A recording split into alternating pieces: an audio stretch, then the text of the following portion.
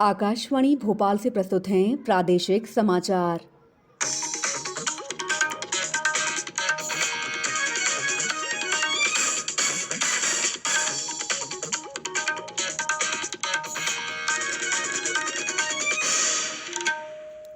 नमस्कार, समाचारों के साथ मैं दीपा सिंह। सबसे पहले एक अपील। प्रदेश में कोरोना लॉकडाउन में लगातार राहत दी जा रही है। ऐसे में आपसे अपील है कि कोविड महामारी के प्रति कोई भी लापरवाही ना बरतें। जब तक आवश्यक ना हो घर से बाहर ना निकलें और इन आसान उपायों का पालन कर सुरक्षित रहें। मास्क लगाएं, 2 गज की सुरक्षित दूरी बनाए रखें, बार-बार हाथ धोएं, चेहरा साफ रखें और टीका अवश्य लगवाएं। कोविड से संबंधित जानकारी और मार्गदर्शन देने के लिए राष्ट्रीय हेल्पलाइन काम कर रही है। इसके नंबर हैं 01123978046 और 1075। सबसे पहले मुख्य समाचार। देश में अब तक लगे 25 करोड़ 48 लाख से अधिक कोविड के टीके। प्रदेश में भी 1 करोड़ 38 के पार हुआ टीकाकरण। प्रदेश भर के सरकारी स्कूलों में कल से कक्षा 9वीं, 10वीं और 12वीं में प्रवेश की प्रक्रिया होगी प्रारंभ। मुख्यमंत्री शिवराज सिंह चौहान ने कहा, कोरोना की तीसरी लहर को रोकने के लिए वैक्सीनेशन अत्यंत आवश्यक। और गिर प्रजाति की गाय ने भ्रूण प्रत्यारोपण तकनीक से थार पार कर बछड़े को दिया जन्म। अब समाचार विस्तार से। देश में अब तक 25 करोड़ 48 लाख से अधिक कोविड के टीके लगाए जा चुके हैं। स्वास्थ्य और परिवार कल्याण मंत्रालय ने कहा है कि पिछले 24 घंटों में 14,99,000 से अधिक टीके लगाए गए। प्रदेश में भी अब तक करीब 1 करोड़ 38 लाख से अधिक टीके लगाए गए हैं।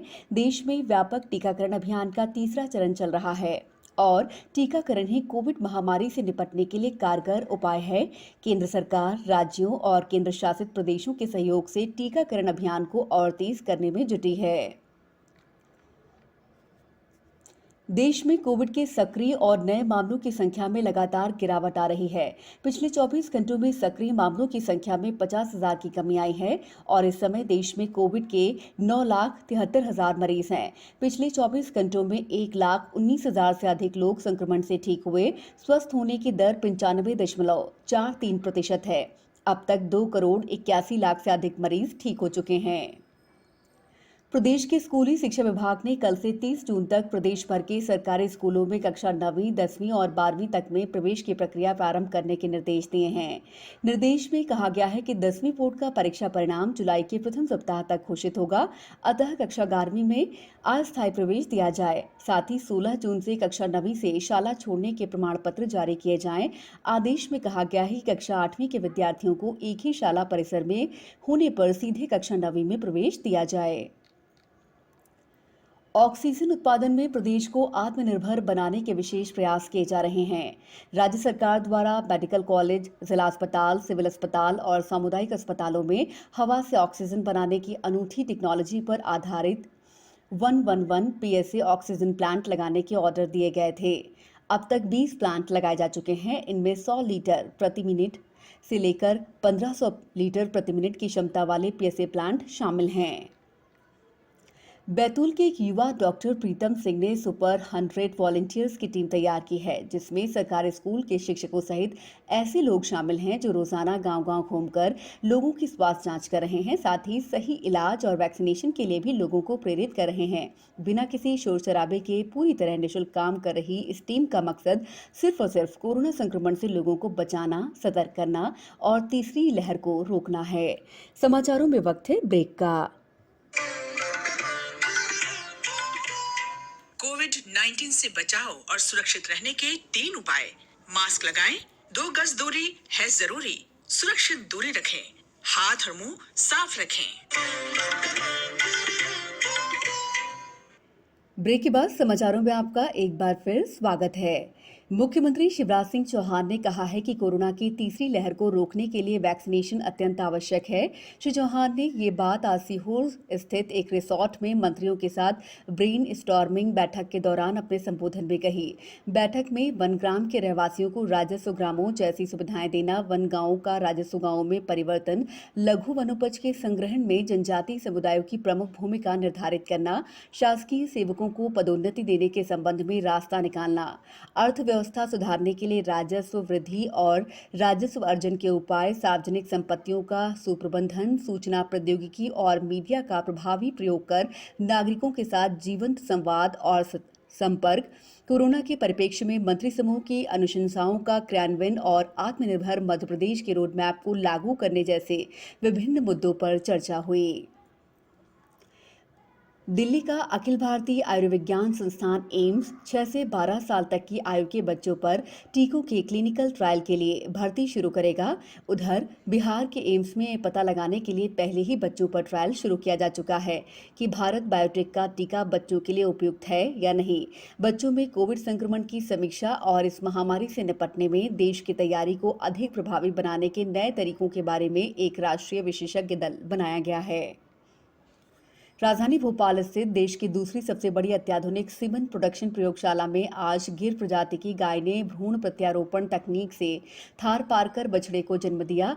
दुग्ध क्रांति के क्षेत्र में एक बड़ी सफलता है। स्वस्थ और उच्च स्तरीय थार पारकर बछड़े से इस नस्ल को बढ़ाया जा सकेगा। मूलतः राजस्थान की थार पारकर नस्ल की गाय कम खर्च में सर्वाधिक दूध देती है।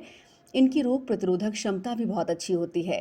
भोपाल प्रयोगशाला का उद्देश्य देश के परंपरागत उच्च गौवंश नस्लों का संरक्षण करते हुए संवर्धन करना है। अनूपपुर जिले के जिला अस्पताल के कोविड आइसोलेशन वार्ड में कार्यरत महिला सामुदायिक स्वास्थ्य अधिकारी कविता राठौर अपने पिता की कोरोना से मृत्यु के बाद भी कोविड आइसोलेशन वार्ड में भर्ती गंभीर मरीजों को स्वस्थ करने में जुटी हैं। सेवा भाव का अनूठा उदाहरण पेश करते हुए वे पिता के अंतिम संस्कार के बाद घर पर नहीं रुकी और सीधे काम पर लौट आईं, जिससे किसी और संक्रमित की जान ना खतरे में पड़े। कोरोना के संक्रमण से अपने परिवार को बचाने के लिए कविता घर पर ही नहीं रहती बल्कि स्टाफ के साथ रेस्ट हाउस में रहती हैं। कविता ने मरीजों की सेवा को देखते हुए 1.25 साल से ड्यूटी से कोई अवकाश नहीं लिया। पुणे स्थित एक startup company Thincr technologies India private limited ने संक्रमण रोधी 3D प्रिंटेड मास्क तैयार किए हैं। कंपनी के अनुसार ये मास्क N95 3 लेयर मास्क और कपड़े के मास्क से ज्यादा प्रभावी हैं। इसे 3D प्रिंटिंग और ऐसे रसायनों के समन्वयन से तैयार किया गया है कि जैसे ही विषाणु इसके संपर्क में आता है तो ये उसके प्रभाव को खत्म करने के लिए काम करने लगता है। अब कुछ समाचार संक्षेप में। कच्चे तेल और विनिर्मित वस्तुओं की कीमतों में वृद्धि के कारण देश में थोक मुद्रास्फीति की दर 12% से अधिक हो गई है। हालांकि मासिक आधार पर मुद्रास्फीति की दर 0.76% रही। एंटी फंगल दवा लिपोसोमल एम्फोटेरोसिन बी की 1,06,300 शीशियां राज्यों को आवंटित की जा चुकी हैं।